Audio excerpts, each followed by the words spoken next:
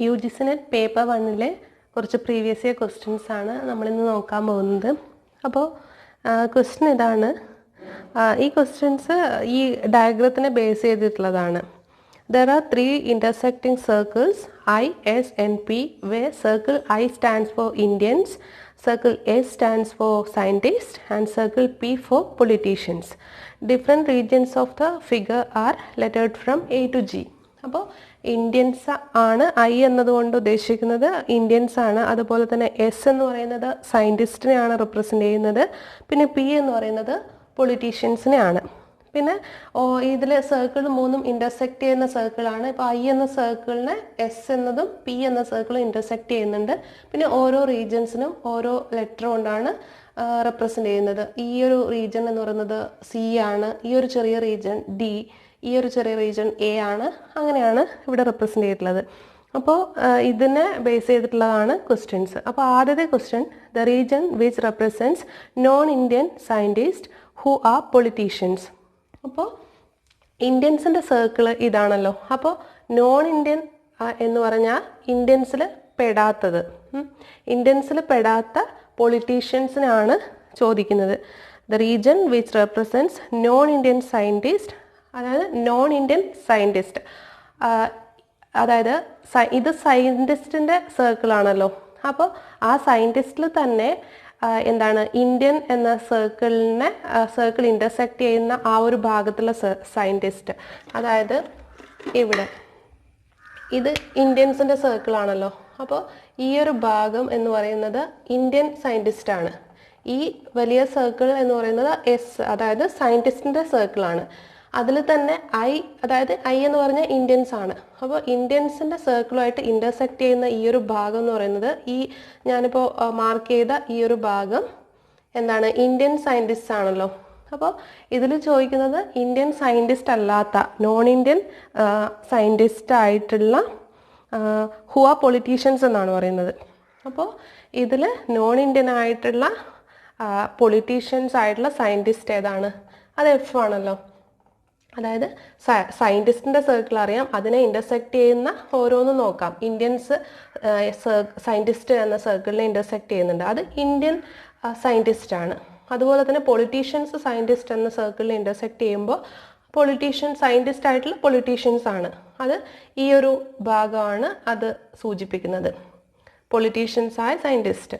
അപ്പോൾ non Indian ആയിട്ടുള്ള politician ആയിട്ടുള്ള സയൻറ്റിസ്റ്റ് എന്നാണ് പറയുന്നത്. അപ്പോൾ ഇവിടെ ഇന്ത്യൻ അതിൽ പൊളിറ്റീഷ്യൻസും സയൻറ്റിസ്റ്റും വരുന്നത് ഈ ഒരു ഭാഗമാണ്. അതിൽ നോൺ ഇന്ത്യൻ എന്ന് പ്രത്യേകം പറഞ്ഞിട്ടുള്ളതുകൊണ്ട് നമ്മൾ ഈ ഒരു ഭാഗം ഒഴിവാക്കുന്നു.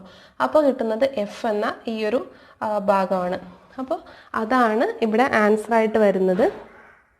ഓപ്ഷൻ എ, എഫ് എന്നതാണ് non Indian scientist who are politicians എന്ന് പറയുന്നത്. അപ്പോൾ അടുത്ത ക്വസ്റ്റ്യൻ നോക്കാം. The region which represents politicians who are Indians as well as scientists. അപ്പോൾ ആദ്യത്തെ ക്വസ്റ്റ്യൻസിൻ്റെ ആൻസർ ഓപ്ഷൻ എ ആണ്. ഓപ്ഷൻ എ എഫ് ആണ്. അപ്പോൾ നമുക്ക് അടുത്ത ക്വസ്റ്റ്യൻ പറയുന്നത് the region which represents politicians who are Indians as well as scientist. അപ്പോൾ പൊളിറ്റീഷ്യൻസിൻ്റെ സർക്കിൾ ഇതാണല്ലോ. അപ്പോൾ പൊളിറ്റീഷ്യൻസ് ആയിരിക്കണം, അതുപോലെ തന്നെ who are Indians as well as scientist എന്നാണ് പറയുന്നത്. അപ്പോൾ പൊളിറ്റീഷ്യൻസ്, സയൻറ്റിസ്റ്റ്, ഇന്ത്യൻസ്. അപ്പോൾ ഇതെല്ലാം കൂടെ ഇൻ്റർസെക്റ്റ് ചെയ്യുന്ന ഭാഗം ഇതാണല്ലോ, ഈ ഒരു ഭാഗമാണ് ഉദ്ദേശിക്കുന്നത്. അപ്പോൾ ഇന്ത്യൻസ് ആണ്, പൊളിറ്റീഷ്യൻസ് ആണ്, സയൻറ്റിസ്റ്റും ആണ്. അത് ഓപ്ഷൻ സി എ എന്നതാണ്. ഓപ്ഷൻ സി എ എന്നതാണ് ഇതിൻ്റെ, അതായത് സ്മോൾ ലെറ്റർ എ ആണ്. എ എന്നതാണ് ഇതിൻ്റെ ആൻസർ. അപ്പോൾ ഇതുപോലുള്ള ക്വസ്റ്റ്യൻസിന് മിക്കവാറും ഇൻ്റർസെക്റ്റ് ചെയ്യുന്നത് ഏതൊക്കെ 2-3 സർക്കിൾസ് ഇൻ്റർസെക്റ്റ് ചെയ്യുമ്പോൾ അത് വളരെ സൂക്ഷ്മതയോടെ നോക്കിയിട്ട് ഏതൊക്കെയാണ് ഇൻ്റർസെക്റ്റ് ചെയ്യുന്നത് അതിൽ നിന്ന് ഇപ്പോൾ ഇന്ത്യൻസിനെയാണ് ഈ ഒരു വലിയ സർക്കിൾ ലെഫ്റ്റ് സൈഡിലത് കാണിക്കുന്നത്. അപ്പോൾ നോൺ ഇന്ത്യൻസ് എന്ന് പറയുമ്പോൾ അതിൽ നിന്ന് ആ ഒരു ഭാഗത്തെ ഒഴിവാക്കിക്കൊണ്ടായിരിക്കണം നമ്മൾ ചിന്തിക്കേണ്ടത്. അപ്പോൾ അങ്ങനെയാണ് ഇത്തരത്തിലുള്ള ക്വസ്റ്റ്യൻസ് സോൾവ് ചെയ്യുന്നത്. അപ്പോൾ നമുക്ക് അടുത്ത ക്വസ്റ്റ്യൻ നോക്കാം. ഇത് ബ്ലഡ് റിലേഷനുമായിട്ട് ബന്ധപ്പെട്ട ക്വസ്റ്റ്യൻ ആണ്. ഇതിൽ പറയുന്നത് E is the son of A. അപ്പോൾ നമ്മളെപ്പോഴും സൺ എന്ന് പറയുമ്പോൾ ഡയറക്റ്റായിട്ട് നമുക്ക് വരയ്ക്കാം. സൺ ഓഫ് എ എന്നാണ് പറഞ്ഞിട്ടുള്ളത്. അപ്പോൾ എയുടെ സണ്ണാണ് ഇ. അപ്പോൾ എനെ മുകളിലായിട്ട് വരയ്ക്കുക. ഇ എന്ന് പറയുന്നത് സൺ ആയതുകൊണ്ട് പ്ലസ് എന്ന് മാർക്ക് ചെയ്യുന്നു. അപ്പോൾ ഇത് പല വീഡിയോസിലും പറഞ്ഞിട്ടുള്ളതാണ്. നമ്മൾ സൺ ഡോട്ടർ എന്നൊക്കെ പറയുമ്പോൾ ആദ്യത്തെ ജനറേഷൻ മുകളിലായിട്ടും അടുത്ത നെക്സ്റ്റ് ജനറേഷൻ അതിന് താഴെയായിട്ട് ഒരു ലൈൻ വരച്ചിട്ടാണ് സൺ ഡോട്ടർ എന്നൊക്കെ പറയുമ്പോൾ റെപ്രസെൻറ്റ് ചെയ്യുന്നത്. അതുപോലെ തന്നെ ഹസ്ബൻഡ് ആൻഡ് വൈഫ് ഒരു ക്രോസ് മാർക്ക് ഇട്ടിട്ടാണ് റെപ്രസെൻറ്റ് ചെയ്യുന്നത്. മെയിൽ ആണെങ്കിൽ പ്ലസ് എന്നും ഫീമെയിൽ ആണെങ്കിൽ മൈനസ് എന്നും അതിൻ്റെ കൂടെ ചേർക്കുക. അപ്പോൾ അടുത്തതായിട്ട് പറയുന്നത് D is the son of B. അപ്പോൾ ഈ ഒരു സ്റ്റേറ്റ്മെൻറ്റ് നമുക്ക് ഈ ഒരു സെൻറ്റൻസ് കൊണ്ട് നമുക്ക് പെട്ടെന്ന് എവിടെയും കണക്ട് ചെയ്യാൻ പറ്റില്ല. അപ്പോൾ അടുത്തത് എന്താണെന്ന് നോക്കാം. E is married to C. അപ്പോൾ ഇവിടെ E is married to C എന്ന് പറയുമ്പോൾ ഈ മെയിലാണെന്ന് പറഞ്ഞിട്ടുണ്ട്. അപ്പോൾ സി എന്തായാലും ഫീമെയിൽ ആയിരിക്കും. ഇത് മാരീഡ്, അതായത് ഹസ്ബൻഡ് ആൻഡ് വൈഫ് എന്ന് പറഞ്ഞിട്ടുള്ളത് കൊണ്ടാണ് നമ്മൾ ഇങ്ങനെ റെപ്രസെൻ്റ് ചെയ്യുന്നത്. ഇനി തൊട്ട് മുന്നത്തെ സ്റ്റേറ്റ്മെൻറ്റ് നമുക്ക് നോക്കാം. D is the son of B. അപ്പോൾ ഇപ്പോഴും നമുക്ക് ഇവിടെ ഡിയുടെയും ബിയുടെയും കണക്ഷൻ നമുക്ക് ഇവിടെ ഒന്നും ചെയ്യാൻ പറ്റില്ല. അപ്പോൾ പിന്നെ അടുത്ത സ്റ്റേറ്റ്മെൻറ്റ് വീണ്ടും നോക്കാം. C is the daughter of B. അപ്പോൾ സി എന്ന് പറയുന്നത് ബിയുടെ ഡോട്ടർ ആണെന്ന് പറഞ്ഞിട്ടുണ്ട്. അപ്പോൾ നമുക്ക് ഇവിടെ വരക്കാലോ. സി എന്ന് പറയുന്നത് ബിയുടെ ഡോട്ടറാണ്. ഇപ്പോഴും ബി മെയിലാണോ ഫീമെയിലാണോ എന്ന് പറഞ്ഞിട്ടില്ല. ഇനി നമുക്ക് ആദ്യം നമ്മൾ നേരത്തെ ഇവിടെ മാർക്ക് ചെയ്യാതിരുന്ന ആ ഒരു സെൻറ്റൻസ് നോക്കാം. അതായത് D is the son of B. അപ്പോൾ ഇപ്പോൾ നമുക്കിത് ചെയ്യാമല്ലോ. ഇവിടെ ബിയും സിയും ആയിട്ട് നമുക്ക് കണക്ട് ചെയ്യാൻ പറ്റി. അപ്പോൾ ഡി എന്ന് പറയുന്നത് ബിയുടെ സണ്ണാണ്. ഡി സൺ എന്ന് പറഞ്ഞതുകൊണ്ട് പ്ലസ് എന്ന് കൊടുക്കാം. അപ്പോൾ ഇനി നമുക്ക് ഡയഗ്രാം കിട്ടിക്കഴിഞ്ഞു. ഇനി ഒന്നും തന്നിട്ടില്ല. നമുക്കിനി ക്വസ്റ്റ്യൻ എന്താണെന്ന് നോക്കാം. How is D related to E. അപ്പോൾ ഡി എങ്ങനെയാണ് ഇയുമായിട്ട് റിലേറ്റ് ചെയ്തിരിക്കുന്നത്, അവർ തമ്മിലുള്ള റിലേഷൻ എന്താണ് എന്നാണ് ചോദിച്ചിട്ടുള്ളത്. ഇത് ഒറ്റനോട്ടത്തിൽ തന്നെ കണ്ടാലറിയാം. ഇ എന്ന് പറയുന്നത് ഡി എങ്ങനെയാണ് ഇയുമായിട്ട് ബന്ധപ്പെട്ട് കിടക്കുന്നത് എന്നാണ് ചോദിക്കുന്നത്. അപ്പോൾ ഇ എന്ന് പറയുന്നത് മെയിലാണ്. ഇയുടെ വൈഫാണ് സി. വൈഫിൻ്റെ ബ്രദർ ആണെന്നറിയാലോ. ഇവരുടെ പാരൻ്റാണ് ബി. അപ്പോൾ ബിയുടെ ഒരു ഡോട്ടറാണ് സി, സണ്ണാണ് ഡി എന്ന് പറഞ്ഞിട്ടുണ്ട്. അപ്പോൾ എന്തായാലും ഇയുടെ വൈഫിൻ്റെ ബ്രദർ ആണല്ലോ ഡി. അപ്പോൾ വൈഫിൻ്റെ ബ്രദർ എന്താണ്? ബ്രദർ ഇൻ ലോ ആണല്ലോ. അപ്പോൾ ഇവിടെ ആൻസർ ബ്രദർ ഇൻ ലോ ആണ്. ഓപ്ഷൻ ഡി ആണ് ഇതിൻ്റെ ആൻസർ. ഓപ്ഷൻ ഡി ആണ് ഇതിൻ്റെ ആൻസർ. അപ്പോൾ അടുത്ത ക്വസ്റ്റ്യൻ നോക്കാം. അടുത്ത ക്വസ്റ്റ്യൻ ഒരു കോഡിങ്ങിൽ വരുന്നൊരു ക്വസ്റ്റ്യൻ ആണ്. If insurance is coded as ECNARUSNI. അതായത് അത് നമുക്ക് ഒന്ന് എഴുതി നോക്കാം. INSURANCE. അപ്പോൾ ഇൻഷുറൻസിനെ കോഡ് ചെയ്തിട്ടുള്ളത് ECNARUSNI.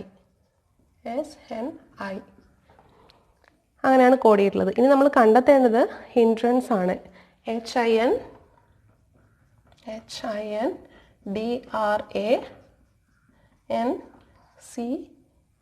ഹിൻഡ്രൻസിൻ്റെ കോഡാണ് കണ്ടുപിടിക്കേണ്ടത്. അപ്പോൾ ഇൻഷുറൻസിൻ്റെ കോഡ് തന്നത് ഉപയോഗിച്ചിട്ട് നമുക്ക് ഇതെങ്ങനെയാണ് ഇവർ കോഡ് ചെയ്തിട്ടുള്ളത് എന്നത് മനസ്സിലാക്കണം. ഇത് പല രീതിയിലും നമ്മൾ ചിന്തിക്കേണ്ടതായിട്ടുണ്ട്. കാരണം ഇവ തമ്മിലുള്ള ഗ്യാപ്പ് എങ്ങനെയാണ് വരുന്നത്, അതുപോലെ തന്നെ ഈ ഒരു ലെറ്ററും തമ്മിൽ എന്തെങ്കിലും കണക്ഷൻ ഉണ്ടോ. ചിലപ്പോൾ നമ്മൾ ഇതിനെ ഡിവൈഡ് ചെയ്തതായിട്ട് വരും. അതായത് 1 2 3 4 5 6 7 8 9 ലെറ്റേഴ്സ് ആണുള്ളത്. അപ്പോൾ നമ്മൾ സാധാരണ ഇങ്ങനെയാണ് ഡിവൈഡ് ചെയ്യുന്നത്. 4 4 1. ഈ സൈഡിൽ 4 ഈ സൈഡിൽ 4ഉം നടുവിലായിട്ട് 1ഉം. അല്ലെങ്കിൽ ഇതിപ്പോൾ 8 ആയിരുന്നെങ്കിൽ 4 4 എന്ന രീതിയിൽ അങ്ങനെയൊക്കെയാണ് നമ്മൾ. എന്നിട്ട് ഇങ്ങനെ നോക്കും, നേരിട്ട് നോക്കും, ഇത് തമ്മിൽ എന്തെങ്കിലും ബന്ധമുണ്ടോ എന്നൊക്കെ പല രീതിയിൽ നോക്കാറുണ്ട്. പക്ഷേ ഇത്തരത്തിലുള്ള ക്വസ്റ്റ്യൻസ് നമുക്ക് കിട്ടുമ്പോൾ ആദ്യം ഇങ്ങനെയൊക്കെ ചെയ്യുന്നതിന് മുന്നേ ആയിട്ട് നമ്മൾ എളുപ്പത്തിൽ എങ്ങനെയെങ്കിലും ചെയ്യാൻ പറ്റുമോ എന്ന് നോക്കണം. അപ്പോൾ ഇത് സൂക്ഷിച്ച് നോക്കിയാൽ നമുക്കറിയാം അങ്ങനെയൊന്നും നമ്മൾ ചിന്തിക്കേണ്ട കാര്യമില്ല. അതൊക്കെ സമയം വേസ്റ്റ് ചെയ്യുന്ന കാര്യങ്ങളാണ്. ഇവിടെ വളരെ ഡയറക്റ്റായിട്ടാണ് തന്നിട്ടുള്ളത്. ഇവിടെ നോക്കിയാൽ അറിയാം INSURANCE എന്നത് നേരെ തിരിച്ചിട്ട് INSURANCE. അപ്പോൾ വളരെ എളുപ്പത്തിൽ നമുക്ക് കണ്ടെത്താൻ കഴിയുന്ന രീതിയിലാണ് കോഡ് ചെയ്തിട്ടുള്ളത്. പക്ഷെ പലപ്പോഴും നമ്മുടെ ശ്രദ്ധയിൽ അത് പെടാറില്ല. അപ്പോൾ ഇത് ഒന്ന് നോക്കി ഇത് കണ്ടെത്തി കഴിഞ്ഞാൽ ഉടനെ തന്നെ നമുക്ക് തന്നിട്ടുള്ളത് അങ്ങനെ തന്നെ കോഡ് ചെയ്യാം. ഇവിടെ ഹിൻഡ്രൻസ് എന്നത് HINDRANCE RANCE. അപ്പോൾ ഇതാണ് നമ്മുടെ ആൻസർ.